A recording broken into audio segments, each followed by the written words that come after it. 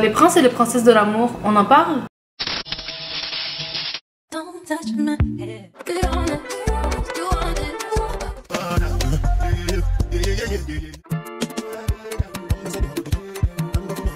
Bonjour tout le monde, c'est Tania TSN et bienvenue dans une autre vidéo de On en parle.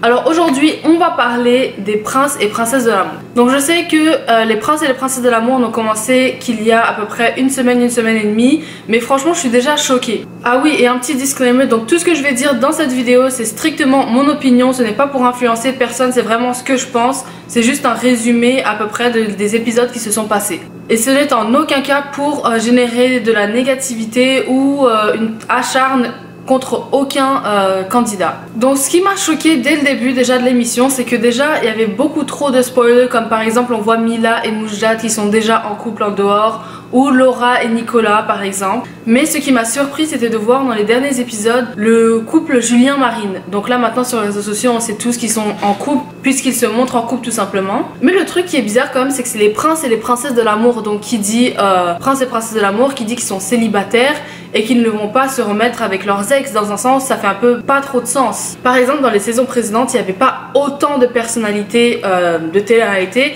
qui se sont remis avec leurs ex dans les princes et les princesses de l'amour. La plupart du temps soit ils repartaient célibataires parce qu'ils n'avaient pas trouvé chaussures à leurs pieds, ou sinon ils partaient avec une candidate ou un candidat dans le cas des princesses.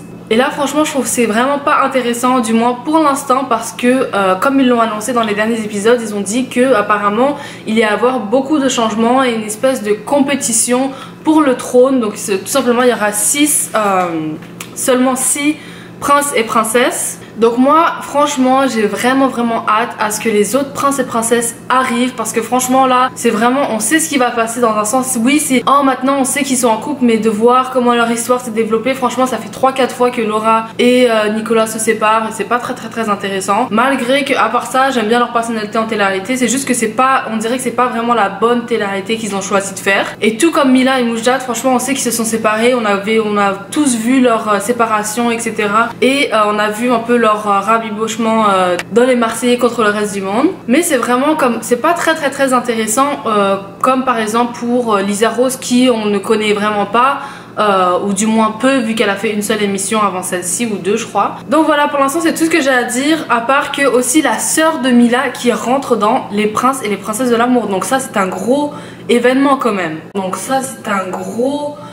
événement quand même. Donc derrière cette petite télé-réalité, franchement ça devient vraiment pas égal, vu qu'à chaque fois qu'il y a des nouveaux gens qui rentrent dans la télé-réalité et qui deviennent vraiment des grosses têtes on va dire, c'est vraiment des gens de leur propre famille, des candidats qui sont déjà vraiment connus. Comme par exemple Mila, c'est sa soeur qui vient arriver, puis je suis sûre qu'elle va commencer, elle va aller vraiment très haut, parce que voilà, elle se tient un peu comme Mila, elle est un peu oh je suis une fille droite etc. Elle a un bon aspect à la télé, elle est pas moche etc.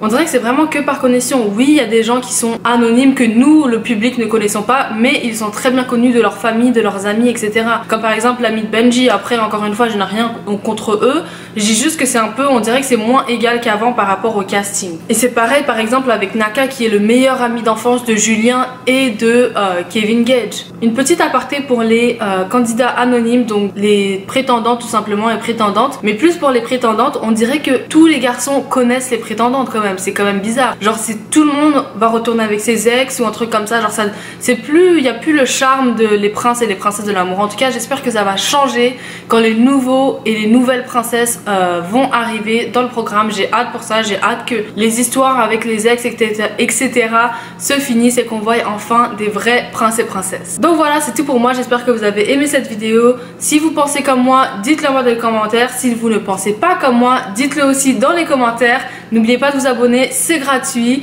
et on se voit dans une nouvelle vidéo. À bientôt.